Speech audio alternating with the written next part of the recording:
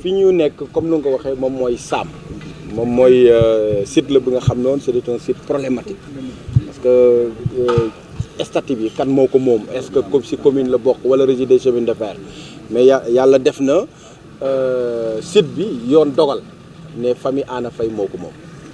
mais comme dafa jege marché central te ñun commune Thiès Nord ñu am problème bu rëy ci wàllu place boo xoolee suñu marché central bi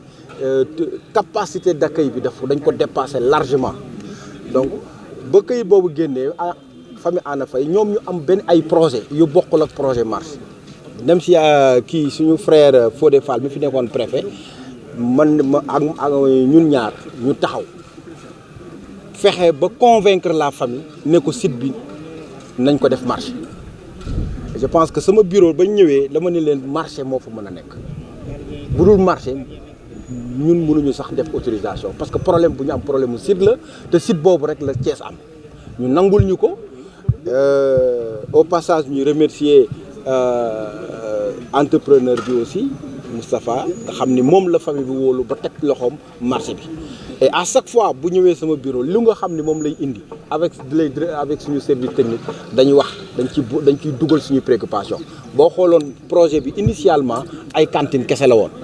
bon une centaine d'étals lañ ci defoon ñu ni leen ñun suñu problème majeur mooy fi nga xam ni foofu la ñuy jaayee jën ak fu ñuy jaayee légumes donc projet bi mun naa ni waa mairie ñoo ko modifié ñun ñoo modifié le projet ba projet bi jël en compte suñuy préoccupation tey may wax ak yow fii ñu taxaw dinañ fi defar lu mot 2 téeméeri cantine mais également 4 téeméer ak juróom fukk état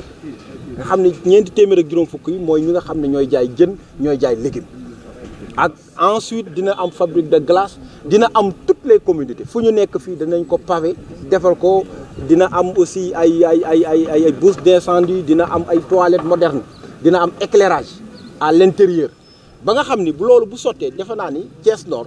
dina mën a jël nag à bras le corps le problème de l'encombrement de ces rues et de ces boulevards parce que nag ñu ni neen la ñun ñoo bokk suñu Thiès maire yi nga xam ne ñu ngi exploiter boulevard yi wala suñu trottoir mënuñu leen tout le temps du leen sase parce que ñoom aussi dañuy yëngatu pour am dara yóbbu ci kër gi la meilleure solution mooy ñu fexe ñu wutal leen fi nga xam ni mun nañ fa toog d'une manière décente ñu daw li nga xam ni moom mooy dépense quotidienne. D'abord sax waxtaan nañoo ak entrepreneur ba mu ni déjà da koy def par étape donc dina am étape bi nga xam ni dina pare sax balaa décembre donc si décembre bi dina pare nga xam ni dinañ fa am étal dinañ fa am ay cantines yu pare ñu continuer waat parce que sànc bu mag la. Déjà coût bi déjà léegi mu jege dépassé na 400 millions dina ko dépassé parce que déjà comme di tey le coût de la vie mi ngi gën a cher donc loo prévoiroon 6 mois wala 8 mois derrière rek da ngay gis day yokkuwaat donc projet la bu nga xam ne bu ambitieux la bu nga xam ne commune Thiès Nord ak en rapport avec la famille ñu nangul ñu ko du gërëm bu baax la famille Anna Faye parce que TF la site bu ñu nekk la c'est un titre privé bi nga xam ne mënoon na ci def lu nekk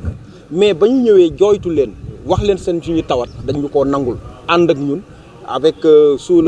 l'impulsion de l'ancien préfet Fodé Fall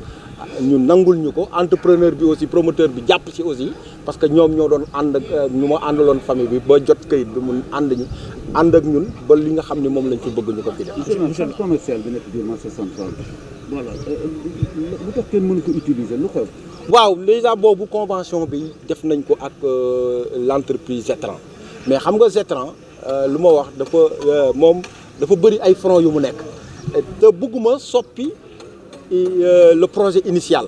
parce que tey bu ñu fekkoon ni commune Thiès Nord dafa signé ak beneen entrepreneur xëy na projet initial lu centre commercial bi mën na ko changer mais Zetran moo nekkoon maître d'ouvrage bi nga xam ne moo tàmbale woon moo def fondation yi moo def et ba ma toogee ak moom sax mais Mar Thiam bi nga xam ne moom mooy directeur général du Zetran nee na ma moom ak l'ancien premier ministre Idrissa Seck ñoo toogoon doon ko dessiner toilettes yi fu mu nekk banques yi fu mu war a nekk xam nga kon kooku xam na le centre commercial et loolu nag tout le temps moo tax man bëgguma jël le marché bi ci loxoom donc def nañu convention yi lépp donc jox na ma ay garantie que ni dina ko defar xëy na dafa nekk ci ay xat-xat mais li nga xam ni la commune Thiès Nord déjà sur le plan administratif def na lu mu war a def yëpp léegi ci entreprise bi la def luy des rek mooy gën ko soññaat parce que bëgg nañu aussi balaa ñuy jeexal ci at bi au moins ñu gis ni parce que lu ci des moom mooy finition yi rek moom moo des mooy carrelage bi mooy bunt yeeg fenêtre yeeg et cetera mais lu ëpp solo def na ko. soo ginnaaw rue de la Gare ñu ngi fii Jaxaw ravitaillement nga dikk ak ñun ci liggéey fi ñu ci toll li nga gis ndax dal na sa xel. waaw dañ ciy sant suñu borom rek comme lu ma wax tey ku fi ñëw nga xam ni c'est du sérieux donc comme lu may wax bu ñu la falee population yi boo leen di liggéeyal nga liggéey lu nga xam ni dinañ ci kontaan tey boo dégloo population yi xam nañu li Thiès Nord du def lii du affaire politique lii pour jàppale askan gi la ba ñuy ñëw dañoo gisoon ni Thiès Nord ci point de vue aménagement dafa amoon ay jafe-jafe ci yenn axe yu mel ni route nationale nga xam ni tali boobu suuf bi da ko lekkoon amul woon sax trottoir nga gis route Morolan bi nga xam ni tout c'est foofu mooy polariser toutes les écoles privées catholiques élèves yi bu ñuy dox amuñu fu ñuy doxee amuñu trottoir mais également la rue de Gare jëm Amadou Baro Ndiéguène tali boobu yàqu complètement nga ñëw ravitaillement bi chaussée bi nga gis ni fii amul sax du tali ay pax la ak lii et donc là avec l'accord le soutien des conseillers municipaux de Thiès Nord la commune Thiès Nord mobilisé 171 millions de francs pour ni loolu nga xam ni moom moo nekk ci aménage bi nañ ci dugal suñu loxo ba askan bi xam ni dugal nañ suñu loxo moo tax tey pavage piéton yi nga xam ni moom la ñuy def route nationale bi ak route Morolan bi ñu jàpp ni nous sommes rek à 60% desaat na 40% yi nga xam ni war nañ ko continuer ci ñaari axes yooyu actuellement ñu ngi ci travaux de pavage chaussée mu concerne rue de Gare avenue Amadou Baro Ndiéguène mais également la route ravitaillement mais di wax fii nag nga xam ni moom mooy la route ravitaillement dañ ci boole leneen lu nga xam ni c'est sur demande de l'entreprise mais aussi en accord avec les populations parce que dañu ni comme tali bi problème majeur la woon buñ ci duggee nañ ko defar ba nga xam ne lépp lu mu soxla rek lu mu laaj nañ ko ci def maanaam bu leen yem ci chaussée bi na ànd ak trottoir mais également éclairage moo tax ñett yooyu yëpp la ñuy jël en compte donc chaussée bi dinañ ko defar dinañu defar trottoir yi mais également éclairage bi boo xoolee éclairage moderne donc ay dafay mel ni ay LED la du solaire moo koy tàkk courant koy tàkk mais mooy gën a leer parce que mooy gën a yàgg moom la ñu def ci axe bi donc du wax rek du gërëmaat bu baax a baax population waa Jaxaw mais particulièrement les conseillers de Jaxaw yi nga xam ni seen taxawaay ak seen fulla tax na ba lii ñu mun koo indi Jaxaw. monsieur le maire Thiès Nord du Jaxaw rek ak marché central wax nga léegi ci français ñeneen quartier yi mën nañ xaar li nga leen defal. waaw xam nga comme ñun dañuy xool li fi nga xam ni moom moo gën a jafe-jafe yi da nga koy hiérarchiser donc jafe-jafe yi fépp la nekk mais compétence mu mel ni aménagement dafa laajoon ñu def ci suñuy empreinte ba askanu Thiès Nord bi yëpp xam ni commune Thiès Nord compétence bu ñuy wax aménagement def na ci fulla ak faydam ci prochains jours yi di ngeen gis éducation bañ ñu defee ci bopp mu nguur gi luñ ci def santé 9 domaines de compétence bu nekk dinañ leen wax luñ ci def bii nag aménagement la donc dañ ci gis nañu ni liggéey bi franchement avec les techniciens liggéey bu qualité lu gën a am solo aussi lu ñu war a wax mooy liggéey bi ci cahier de charge bi dañoo wax entrepreneur bi bu doon suñu sago mooy entreprise foo ko mun a am na nga ko délocaliser indil ñu ko commune Thiès Nord maanaam machines yi nga xam ne ñooy fabriquer pavé pour que ndaw ñi mun see am xëy loolu aussi mu nangul ñu ko de gis nañu site bi nga xam ni foofu la ñuy defee production bi nga xam ni machines yeeg tey koo fi gis mu nekk ci entreprise bi du liggéey doomu Thiès Nord la loolu aussi dañ ci sant parce que aussi wareef la aussi pour que ñu xool aussi nan la ñuy jàppalee ndaw ñi nga xam ni ñu ngi ci commune bi ci wàllu xëy. laaj bu mujj yow yaay patron parti Rewmi ci département bu Thiès en même temps coordonnateur communal ci Nord fu ngeen toll ci bindu gi jeex démb ndax li ngeen bindu doy na ak ñi ngeen war a tabb ci liste yi fii ak le 30 octobre. waaw xam nga kooku moom ñëwagul dañ ciy sant suñu borom rek processus la woon étape la woon ci processus électoral bi et je pense que démb la tëj li nga xam ni moom moo ñu waroon en tant que parti def nañ ko te ku demoon ci commission ba donc début bi sax am na ñu doon wax ni voilà fan la réew mi mais ba ñu yëngalee waat suñuy levier les directoires politiques de centre de vote dañoo envahir sous préfecture xam nañu ni Thiès Nord moom du lu nga xam ni la ñuy werante donc nekkul combat quoi c'est vrai donc moo tax ñun xam am na 20 candidats yu yëglu de. waaw ñooñu non ñoom dañuy yëglu pour doon conseiller municipal mais yëgluwuñu pour doon maire. xam nga tali bii ni mu mel woon ak waaw tali ravitaillement bi ma xam ni mu mel woon jafe-jafe biñ ci daan am bu ñu daan jël taxi sax boo nee Jaxaaw mun na du ma dem Jaxaaw parce que tali bi dafay yàqu ndox yi day taa kenn du fi ñëw suñu doom yi sax bu ñu génnee da ngay gis ku faqatalu ci ban bi daanu ma ciy gërëm monsieur le maire mi nga xam ni moo taxawu projet bi ba mu ñëw fii monsieur le maire sant naa la gërëm naa la parce que jafe-jafe bi ñu amoon fii nga dindil ñu ko ñun tali bi ñun dañ ci am mbégte dañ ci am bànneex parce que coono bi ngeen ñu dindil xamu leen sax métit bi ñu nekkee woon nu mu toll. ba bu pare di ngeen contrôler xale yi. tali bu pare moom jakataay bare nañ léegi. waaw jakataay pare mais dinañu contrôler xale yi parce que tali bi moom vraiment léegi ndax bu njëkk da ngay daw rek faqatalu ci pax yi jakataa ñëw mais léegi boo dawee doo faqatalu daw bi day neex dox bi day neex may gërëm monsieur le maire nag di ko sant liggéey bu rafet bii mu liggéey ci biir jaxaaw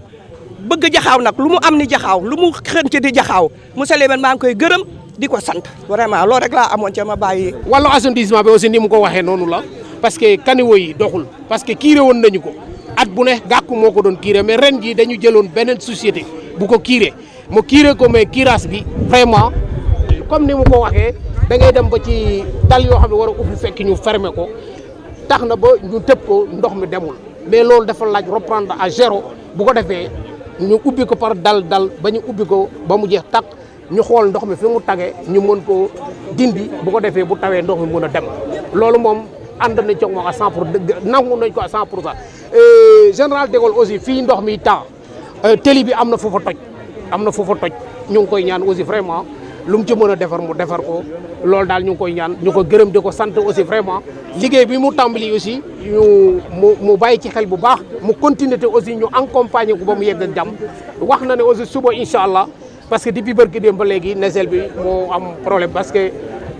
talaata lañ ma waxoon ni dañ fi ñëw démb bi ñëwee moo nekk dañ koy entretien bi par mais incha allah bu paree suba général de Gaulle lamp yi daañu ko defar ñoo ngi leen di gërëm bu baax ñu ngi leen sant wasalaamaaleykum wa rahmatullah. délégué de quartier Jaxaw El Hadj Góor Mag Ndiaye ak conseil yi nga xam ñoo ko wër ak point focaux yi ko wër ñëpp dañoo kontaan ci ñëw bi nga xam ni ci la maire ñëw fii ànd ak waa télévision.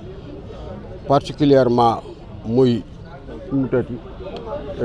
télé bi nga xam ni wax dëgg yàlla moom la ñëpp di suivre et toute la presse ñun dañ cee kontaan bëgg ci mbégte la ci ñun parce que fii dana bari ay accident yoo xam ni surtout jakartaay ak yeneen oto yoo xam dañu ñëw gaare ci tali bi nit ñi di éviter pax yi ba dal ci kaw nit wala ba dal ci kaw oto loolu nag moom pour ñun lii nga xam ne moo ñu ko dindil tey jii muy projet bi kontaan nañ ci moo tax ba ñu accès soxla siège boo xam ne fa la ñu war a nekk man maa leen dalal indi leen foo xam ni tey jii mën nañ fa stocker seen matériel et tout ce qui s'ensuit au nom de El Hadj. lan ngay dénk léegi dëkkandoo yi pour liggéey bi ñu yombal leen ko. waaw dëkkandoo yi aussi ñoom ils sont très satisfaits ils sont contents ils sont à la disposition de la mairie ils sont à la disposition quand même du projet ñi nga xam ni nekkoon nañ sax sur occupation domaine public. gis ngeen fële ñu bari dañoo dindi seeni place ak yu demee noonu xam ni ñi nga dañuy entraver travaux yi yooyu yëpp man maa ko chargé wu. te it vraiment kontaan nañ ci liggéey bi bu baax a baax kontaan ci monsieur le maire aussi. merci waaw kontaan ci monsieur le maire kontaan ci conseils yi nga xam ne ñoo ko seex muy les conseils municipaux comme les conseils départementaux merci. waaw d'abord dañuy leen di remercier mais également du sant bu baax le délégué de marché Thierno Ciss avec. Son staff mais également remercier conseil yëpp yu nga xam ne ànd ak man ak évidemment la presse tey dañ fi ñëwoon en visite de chantier si fi ñu taxaw nii moom mooy la ñuy wax rue de Gare te mu nekkoon ci anam yu nga xam ne yu doy waar nekkoon jàmbatu population marché central comme déjà commune Thiès Nord dafa am programme bu yaatu si pavage déjà mobilisé nañu 170 millions si wàllu pavage donc on a ciblé la route nationale donc sur benn linéaire u 1500 mètres également la route Morolan sur 1000 mètres mais fii déjà c'est un marché de 71 millions donc bi nga xam ne day jël rue de Gare Amadou Baro Ndiéguène et lu gën a am solo si liggéey bi mooy dañuy réglaler non seulement tali bu yàqu mais dañuy réglaler aussi problème d'assainissement parce que jàmbatoon nañ ñu ni ndox bi bu ñëwee du dem donc on va régler deux choses mooy tali bu yàqu bi mais également assainissement bi mais également pavage chaussée bi ñu def fii si rue de Gare ak Amadou Baro Ndiéguène incha allah mooy deuxième étape bi jaxaaw bu ñu fa eggee aussi di ngeen gis ni foofu aussi c'est 500 mètres bi nga xam ni dañ tali bu yàqu la mooy moom la ñuy wax la route de ravitaillement dañ koy reprendre donc amoon na sax ay politiciens yu fa jaaroon doon tëf yëngal mais dama ni leen nañ ko reprendre dañu xolli tali gi ba mu set wicc defaraat lu bees tàq. donc ñu on n'est pas dans le buzz quoi. nga jox liggéey bi wóolu nga ko mais surtout affaire canalisation du ku nekk moo ko mën. waaw déjà entreprise bi déjà au passage dañ koy remercier parce que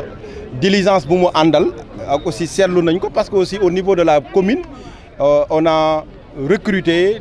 ay techniciens supérieurs mais également on a une direction technique on a une direction technique bi nga xam ni tey cahier de charge bi ak le suivi des travaux yëpp ñoom ñoo ci nekk. donc loolu moom dañuy jàpp ni ba pare conseils yi sax am na ñu nga xam ne am nañ ci même am na ñu nga xam ni c'est le bon sens bu ñu ñëwee xool dinañ la mën a wax ak les commerçants aussi bu ñu ñëwee dinañu wax fi nga xam ni gis nañu ni mun nañ ko corriger loolu yëpp dañ koy boole ci panier pour améliorer les travaux yi nga xam ne moom bi nag ndax dafa am keneen kooku dénk liggéey bi wala ndox bi daan na taa foofu aussi. avenue rue de waaw général de Gaulle problème bu ñu am mosuñu am sax problème boobu lu ñu seetlu mooy assainissement bi canalisation bi dafa jaar ci biir îlot bi îlot B donc ba mu jaaree ci biir îlot dafa am ay régal mais commerçant yi dafa am ñu nga ni day xeeñ ñu daal koy fat bétonné ko tëj ko mais xam nga boo ko tëjee ndox bi nga xam ni mooy jaar général de Gaulle war fa jaar dem ci grand canal bi léegi ndox boobu du amati fu muy jaar day taxaw léegi jël nañu ay matuwaay pour que régal yooyu nga xam ne ñoo nekk ci îlot yi ñu toj lépp lu nga xam ne ay travaux yu nga xam ne commerçant yi ñoo ko def pour mën a def des travaux de curage pour ndox bi mën a dem reprendre ko carrément loolu moom incha allah dinañ ci nekk donc on nous a parlé de problème d'éclairage incha allah dès demain nos techniciens seront là parce que éclairage bu nekk général de Gaulle il faut nga am oto bu ñuy wax nesel moom moo koy mën a def déjà dès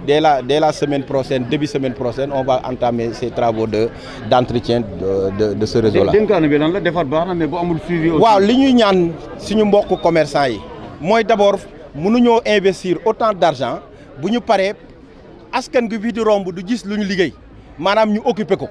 et dinañ ci jël matuwaay pour que fi nga xam ni moom mooy avenue yi fépp fi nga xam ni def nañ fa pavage chaussée benn bagage bañ a tegu ci kawam ñu ngi leen koy ñaan aussi ñu jàppalañ ci noonu parce que aussi bu ñu ñëw mënuñoo liggéey ba pare te askan gi du gis lu ñu liggéey c'est pareil pour la voie Petersen tali goudron la mais tey doo ko gis donc ñuy ñaan c'est vrai que dëkk bi metti na ndaw ñi il faut que ñu am fu ñu yëngatu mais fii du ay ambulant ñoo ko def mooy des commerçants yu nga xam ne yor nañu boutique ba pare donc seen bagage nañu ko jéem a nañu fexe moytu sosé bi mais également assainissement bu ñuy def bi aussi ñu dimbali ñu si parce que mënuñuy def ay assainissement mu jàkkaarloo regard bi jàkkaarloog sa cantine nga daal di koy tëj ko loolu boo ko defee ndox bi du jàll ñu ngi leen di ñaan investissement bu ñuy def bi ñu def ci bon usage pour njëriñu askan bi yëpp